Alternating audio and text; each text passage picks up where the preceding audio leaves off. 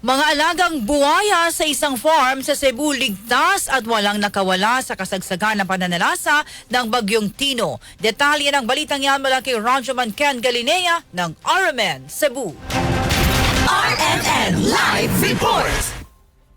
Tiniyak ng management ng isang crocodile mini park sa lungsod ng Talisay sa Cebu na ligtas ang lahat ng kanilang mga hayop lalo na ang mga buwaya matapos sumapaw sa kanilang perimeter fence ang tubig baha sa kasagsagan ng pagtama ng typhoon na si Tino sa Cebu kaninang madaling araw. Animoy nabunutan ng tinik ang mga residente sa paligid ng Crocolandia Wildlife Park na nasa barangay Biasong sa Talisay City nang maglabas ng opisyal na pahayag ang management na safe and secure ang kanilang mga hayop sa loob ng farm at kaagad na nailipat at na-rescue sa mas ligtas na hawla ang mga ito lalo na ang mga buwaya. Pumasok ang tubig sa park matapos magiba ang isang bahagi ng kanilang pader dahil sa malakas at mahabang pag-ulan epekto ng bagyo si Tino. Bago pa man tumaas ang tubig ay mabilis na nakapaglagay ng barrier sa mga staff ng Crocolandia at inilipat sila sa mas secure na lugar upang masigurong walang makakatakas na maging banta sa kaligtasan ng komunidad. Kasama mo sa DYHP Arimen Cebu, Radio Man Ken Galinea, Tatak Arimen.